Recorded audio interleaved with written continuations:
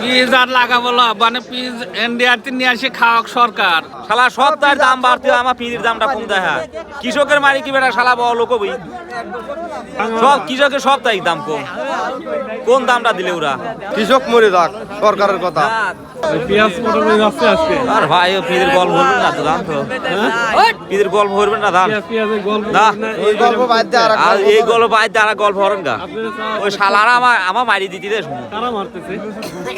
শালার গোষ্ঠী তো দি শালা ডোম শালা ধরেন ভাই, না আপনি চাওয়া পাওয়া করেন, সরকার সারা বাংলাদেশের লোক দেখবে আপনারা চাওয়া পাওয়া যেটা বলেন। না না তুই সরেন তো ইনি সরা না আমার সঙ্গে ধরবেন না শালা বেতনে কেনার সময় শালারা দাম দেয় বেশি হয়ে যায় আল্লাহ সারের দাম কমাক, পিজির দাম কমাছে, সারের দামটা কমা দিকে আমরা পিজি 800 টাকা দাম কমায় হ্যাঁ?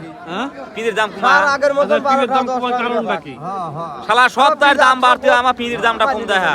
কৃষকের মারি কি বেটা শালা বড় লোক বই মানে আমরা সরাসরি পাবনা হাজিরহাট থেকে এক কৃষকের ক্ষোভ প্রকাশ করতেছি। আসলে তারা কতটা ক্ষোভ থাকতে পারে, মানে মিডিয়ার সামনে তারা কথাই বলতে চাচ্ছে না। না কৃষকের মারি কি ওরা কি ঘরে যাচ্ছে এই কথাটাই করা লাগে। কমার কারণটা কি? সব কৃষকের সপ্তাহিক দাম কম। কোন দামটা দিলে ওরা? কোনো দামটা দিল না। এটা মানে করতেছে কারা? এরা মানে করতেছে কারা?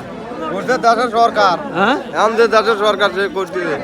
তাতে আপনারা মানে মরে যায়, হ্যাঁ, কৃষক মরে যাক, সরকারের কথা। চাকরি সপ্তাহে বাড়তি হয় আর কৃষক আলারে মারে। সারের দাম বাড়তি, তেলের দাম বাড়তি, সপ্তাহের দাম দিয়ে পিঁড়ির দাম কমে হয় তো আপনারা ন্যায্য মূল্য পাচ্ছেন না। না। তো আপনারা কত হলে পেঁয়াজের বাজারটা ঠিক হয়? দুই বাজার হলেই হয়, হ্যাঁ, 2 বাজার হলেই গাছ তো বাজিতে হয়।